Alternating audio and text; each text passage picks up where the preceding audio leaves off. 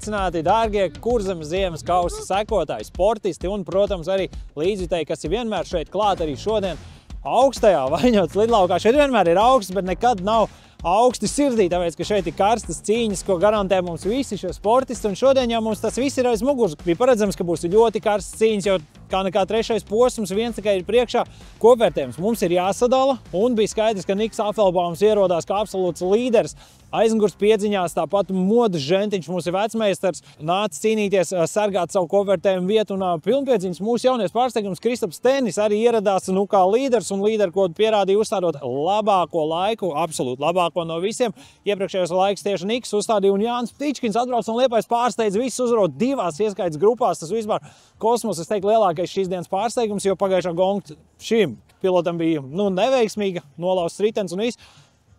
Tas par sportiskajām cīņām, bet bija ļoti liels jaunums. Mums trase, konfigurācija pavisam cita uz otru pusi, trase garāka, ātrāka, noslēgums trasē gan izaicinoši bīstams, tur drusku bērzi klāt, tur roturīts kāda kārtīgs leciens un rallija pulkstens. Tātad viss notika pēc rallija formātu, un visiem tiem, kam varbūt patīk startēt, kā īstā rallijā, kad nodziest pēdējā sarkanā lampa, tad pilna gāze sajūg vaļā. Tas bija redzams, ka sporticos es iededzināju tā kā jaunu dzirksteli, jo visa tā sacensība bija tāda baudāmāka, dinamiskāka. Tā kā es esmu vienkārši ekstāzē no tā, ko es katru reizi atbraucot uz Kurzemes ziemas kausu, esot kopā visu dienu ar šiem dullajiem, kārtīgi sportiski rūdītajiem cilvēkiem saņem no viņiem. Tā kā paldies visiem sportistiem, līdzjutējiem, iesaistītiem, arī tev skatītāji. Ja tu neesi vēl bijis nekad uz Kurzemes ziemas kausu, noteikti ierodies šeit. Šeit arī bufeti ir visu dienas garumā, tagad jau ir ciet, jo diena ir beigusies, bet jā, tā kā tu vari visu dienu mieloties, pabarot sevi gan garā, gan spēkā un baudīt autosportu, kas vairāk ir vajadzīgs. Tikai autosports. Tiekamies jau nākošajā noslēdzošajā posmā, 8. martā. Visticamāk šeit pat Vaņodē, kādā formātā, to izlems organizatori.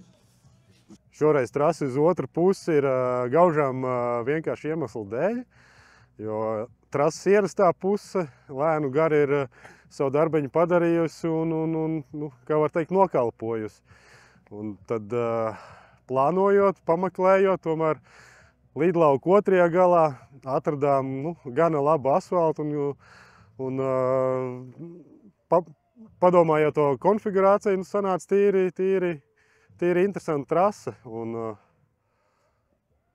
mīnus bija tas, ka nesanāca aplis, bet kas rezultējās ar plusu, jo beigās mums sanāca tā kā rallija ātrumposms ar rallija starta pulksteni, ar atsevišķu finišu un stopu. Tā kā, manuprāt, diezgan labs risinājums. Rallija pulkstens ir tikai tam dēļ, ka nav apļu veida sacensība. Ja mums iepriekš laiku bija tā kā pilns aplis, jau varētu tā teikt, tad šoreiz to tā nevarēja nodrošināt, tad tas rallija pulkstens atkal nodrošina to startu, jo finišu mums ir tur ļoti tālu prom. Trase dalībnieku vērtējumā bija ļoti ātra, prasīga ar tiem atpakaļējošiem līkumiem, un tad tie mazie celiņi tur tāds tā kā pārsteiguma elements. 4. posmu mēs noteikti turpināsim šādā pašā veidā, ar tā domu, ka mēs mazliet to ātrumposmu pagarināsim. Cik dzirdēju, laikam, ka visiem patīk, kaut tikai tāpēc, ka nav bedres.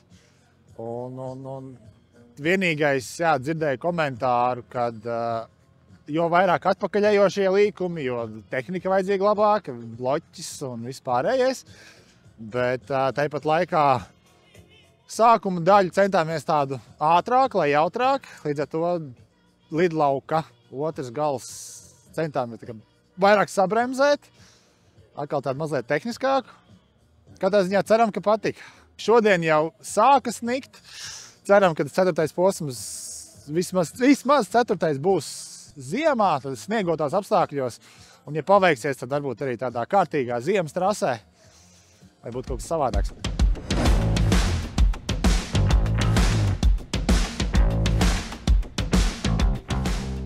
Vispār komandai ir kausiņš, tā kā lieta darīt. Ne tikai kausiņš, ir pirmā vieta mums. Jā.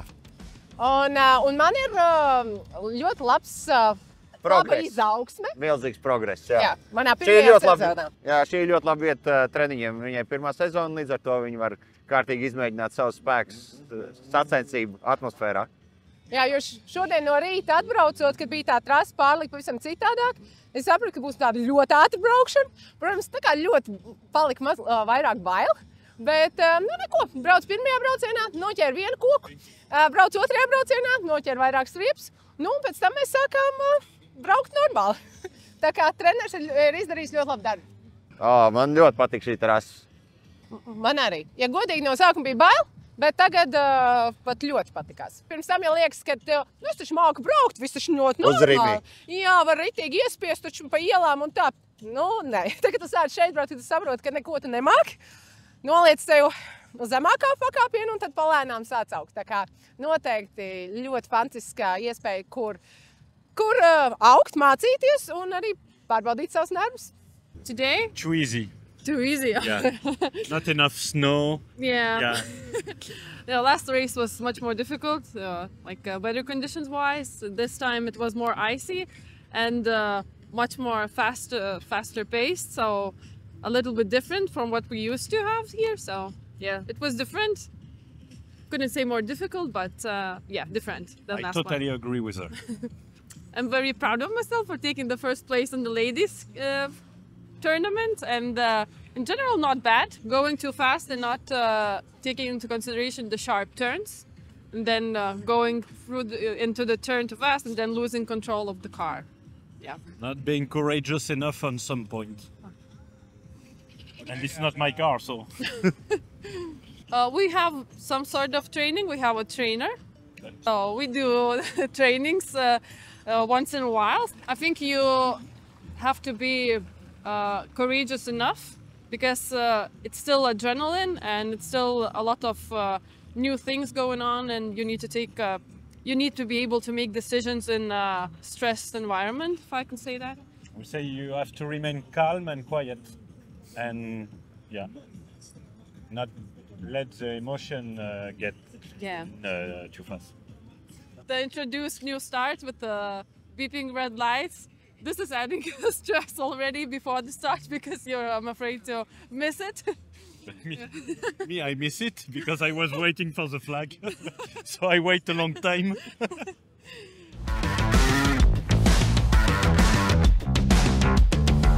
Šodien piedalījos junioru klasē. Gāja diezgan interesanti, jo no sākuma nevarēja saprast jauno formātu. Bet beigās, kad pieradu, diezgan raiti gāja. 3. vieta junioros varēja labāk, bet šoreiz bija kā bija. Lielākās kļūdas bija par daudz bremzēšana, saslīdēšana vietās, bet no kļūdām mācos.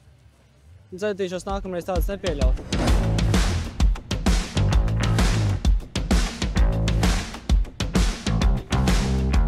Trasē gāja diezgan labi.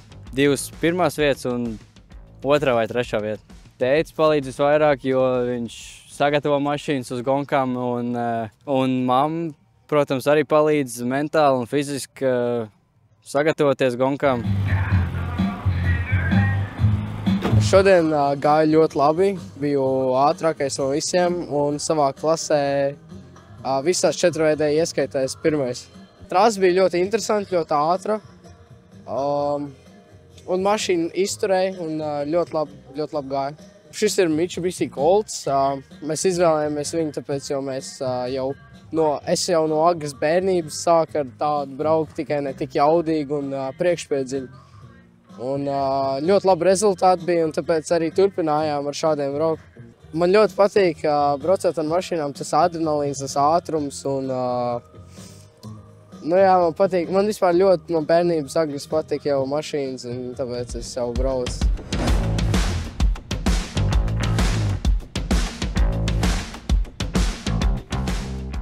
Paldies organizatoriem par jauno trases konfigurāciju. Superīgi, pilnībā 180 grādi savādāk nekā tie bija pirmos 2 posmos. Ātrums bija lielāks, sarežģītāk līkumi, bremzēšana, viss kopā bija ļoti superīgi. Arī Grants sekcija tālājā galā bija superīgi. Vajadzēja vienkārši tās iemaņas pārsēsties no asfalta pēkšņi uz Granti, tā kā superīgi. Par rezultātiem bija mainīgi. Pirmais trīnieks super ātrs. Visi cīnījāmies pa sekundes 10 daļām un meklējām, kur trasē atrast ātrumu. Beigās par rezultātu esmu apmierināts. RVD 1. vieta, RVD Pro, Open bija 2. vieta un 2VD Sports ar 2. Bija, protams, daudz kļūdu šodien, ko pieļāva azarta iespējā, bet galā mašīna izturēja, līdz galām nobraucām, esam priecīgi un dodamies tālāk jau. Pa konkurenci šeit sūdzēties nevar. uz katru sacensību ir cīņas pa 100 daļām, 1000 daļām un tā tālāk. Sportists cenšas, attīstās mājās un, kā teikt, katrs mēģina sev pierādīt no labākās un ātrākās puses. Jebkurā gadījumā šādos pasākumos piedaloties, tu apgūst kaut kādas iemaņas, ko var likt lietā pēc tam uz koplietošanas ceļiem ziemas apstākļos, tāpat tās drošības sajūta pie stūres, ja cilvēkam nebūtu vairs jābaidās uz ceļa, kas sāk sniegs snikt un pēkšņi sāk braukt 50 km/h, kas arī ir ļoti bīstami. Ja?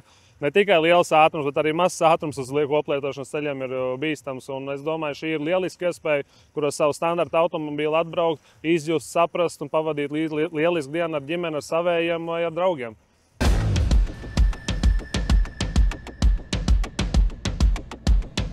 Nākamais mums būs 8. marts. Tiksimies, es nezinu, vai nu dziļā pavasarī vai arī dziļā ziemā, neko nevar zināt šobrīd Latvijā. Un pamazām jau var pieskicēt kalendāros arī 5. aprīli, kad mēs aicināsim jūs visus uz Saldu, tikties siltās telpās, skaistos tērpos un labi pavadīt kopā vakaru.